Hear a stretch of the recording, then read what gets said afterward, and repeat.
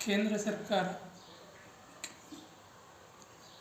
ಸರ್ಕಾರದಲ್ಲಿ ರಾಷ್ಟ್ರಾಧ್ಯಕ್ಷರು, ಉಪರಾಷ್ಟ್ರಾಧ್ಯಕ್ಷರು, ಪ್ರಧಾನಮಂತ್ರಿ, ಕೇಂದ್ರ ಮಂತ್ರಿಮಂಡಲ, ಸಂಸತ್ತು, ಸರ್ವೋಚ್ಚ ನ್ಯಾಯಾಲಯ. ರಾಷ್ಟ್ರಾಧ್ಯಕ್ಷರು ಸಂಸತ್ತು ರೂಪಿಸುವ ಕಾಯ್ದೆಗಳನ್ನು ಅನುಷ್ಠಾನಗೊಳಿಸುವುದು ಕೇಂದ್ರ ಕಾರ್ಯಾಂಗದ ಕರ್ತವ್ಯವಾಗಿದೆ. ಇದು ಕೇಂದ್ರ ಸರ್ಕಾರದ ಕಾರ್ಯಕ್ರಮಗಳು ಹಾಗೂ ನೀತಿಗಳನ್ನು ಅನುಷ್ಠಾನಗೊಳಿಸುವುದರೊಂದಿಗೆ ಇಡೀ ರಾಷ್ಟ್ರದ ಆಡಳಿತವನ್ನು ನಿರ್ವಹಿಸುತ್ತದೆ.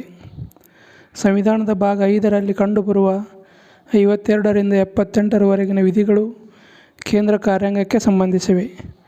ಕೇಂದ್ರ ಕಾರ್ಯಾಂಗವು ರಾಷ್ಟ್ರಾಧ್ಯಕ್ಷರು, ಉಪರಾಷ್ಟ್ರಾಧ್ಯಕ್ಷರು ಹಾಗೂ ಪ್ರಧಾನಮಂತ್ರಿಯ ನೇತೃತ್ವದ ಮಂತ್ರಿಮಂಡಲ ಹಾಗೂ ಅಟಾರ್ನಿ ಜನರಲ್ ಅವರನ್ನು ಒಳಗೊಂಡಿರುತ್ತದೆ. ಕೇಂದ್ರ ಕಾರ್ಯಾಂಗದ ಅಧಿಕಾರ ವ್ಯಾಪ್ತಿ ರಾಷ್ಟ್ರಾದ್ಯಂತ ವಿಸ್ತರಿಸಲ್ಪಟ್ಟಿರುತ್ತದೆ. ಸಂವಿಧಾನದ 52ನೇ ವಿಧಿಯು ರಾಷ್ಟ್ರಾಧ್ಯಕ್ಷರ ಹುದ್ದೆಗೆ ಅವಕಾಶವನ್ನು ಕಲ್ಪಿಸುತ್ತದೆ. ಸಂವಿಧಾನದ 53ನೇ ವಿಧಿಯ ಪ್ರಕಾರ ಕೇಂದ್ರ ಕಾರ್ಯಾಂಗದ ಅಧಿಕಾರವೆಲ್ಲವೂ ರಾಷ್ಟ್ರಾಧ್ಯಕ್ಷರಿಗೆ ಸೇರಿರುತ್ತದೆ. ಆದ್ದರಿಂದ ರಾಷ್ಟ್ರಾಧ್ಯಕ್ಷರು ಕೇಂದ್ರ ಕಾರ್ಯಾಂಗದ ಮುಖ್ಯಸ್ಥರಾಗಿದ್ದಾರೆ. ಇವರು ನೈಜ ಕಾರ್ಯಾಂಗವಾಗಿರದೆ ನಾಮಮಾತ್ರ ಕಾರ್ಯಾಂಗವಾಗಿದ್ದಾರೆ. ಸಂವಿಧಾನದ 74(1) ವಿಧಿಯ ಪ್ರಕಾರ ರಾಷ್ಟ್ರಾಧ್ಯಕ್ಷರು ಪ್ರಧಾನಮಂತ್ರಿಯ ನೇತೃತ್ವದ ಮಂತ್ರಿಮಂಡಲದ ಸಲಹೆ ಮೇರೆಗೆ ಕಾರ್ಯನಿರ್ವಹಿಸಬೇಕಾಗುತ್ತದೆ.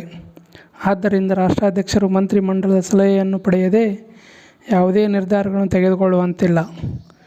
ರಾಷ್ಟ್ರಾಧ್ಯಕ್ಷರು ತಮ್ಮ ಕಾರ್ಯನಿರ್ವಹಣೆಯಲ್ಲಿ ಮಂತ್ರಿಮಂಡಲದ ಸಲಹೆಯನ್ನು ತಿರಸ್ಕರಿಸಿದರೆ ಅದು ಸಂವಿಧಾನದ ಉಲ್ಲಂಘನೆಯಾಗುತ್ತದೆ. ಇದರಿಂದ ರಾಷ್ಟ್ರಾಧ್ಯಕ್ಷರು ನಾಮಮಾತ್ರ ಶಿರೋಮಣಿ ಎಂಬುದು ಸ್ಪಷ್ಟವಾಗುತ್ತದೆ. ರಾಷ್ಟ್ರದ ಪ್ರಥಮ ಪ್ರಜೆ ಎನಿಸಿರುವ ರಾಷ್ಟ್ರಾಧ್ಯಕ್ಷರು ಸಂವಿಧಾನದಲ್ಲಿ ಉನ್ನತ ಸ್ಥಾನವನ್ನು ಅಲಂಕರಿಸುವವರಲ್ಲಿ ಮೊದಲಿಗರಾಗಿದ್ದಾರೆ. ಇವರು ದೇಶದ ಏಕತೆ ಮತ್ತು ಸಮಗ್ರತೆಯನ್ನು ಸಂಕೇತವಾಗಿದ್ದಾರೆ. ದೇಶದ ಮುಖ್ಯಸ್ಥರಾಗಿರುವ ರಾಷ್ಟ್ರಾಧ್ಯಕ್ಷರು ಸಂಸತ್ತಿನ ಅವಿಭಾಜ್ಯ ಅಂಗವಾಗಿದ್ದಾರೆ. ಅರ್ಹತೆಗಳು. ಭಾರತ ಸಂವಿಧಾನದ 58ನೇ ವಿಧಿಯು ರಾಷ್ಟ್ರಾಧ್ಯಕ್ಷರ ಪದವಿಗೆ ಈ ಕೆಳಗಿನ ಅರ್ಹತೆಗಳನ್ನು ನಿಗದಿಪಡಿಸಿದೆ. ಭಾರತ ಪ್ರಜೆಯಾಗಿರಬೇಕು. 35 ವರ್ಷಕ್ಕಿಂತ ಕಡಿಮೆ ವಯಸ್ಸಾಗಿರಬಾರದು. ಲೋಕಸಭೆಯ ಸದಸ್ಯರಾಗುವ ಅರ್ಹತೆ ಹೊಂದಿರಬೇಕು. ಕೇಂದ್ರ ಸರ್ಕಾರ ಅಥವಾ ಯಾವುದೇ ರಾಜ್ಯ ಸರ್ಕಾರ ಅಥವಾ ಯಾವುದೇ ಸ್ಥಳೀಯ ಪ್ರಾಧಿಕಾರ ಅಥವಾ ಯಾವುದೇ ಸಾರ್ವಜನಿಕ ಪ್ರಾಧಿಕಾರದಲ್ಲಿ ಯಾವುದೇ ಲಾಭದಾಯಕ ಹುದ್ದೆಯನ್ನು ಹೊಂದಿರಬಾರದು.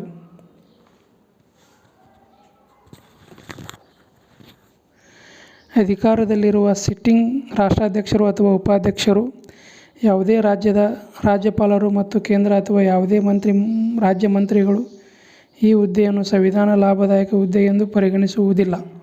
ಆದ್ದರಿಂದ ಈ ಹುದ್ದೆಯಲ್ಲಿರುವ ವ್ಯಕ್ತಿಗಳು ರಾಷ್ಟ್ರಾಧ್ಯಕ್ಷರ ಚುನಾವಣೆಯಲ್ಲಿ ಸ್ಪರ್ಧಿಸಬಹುದು.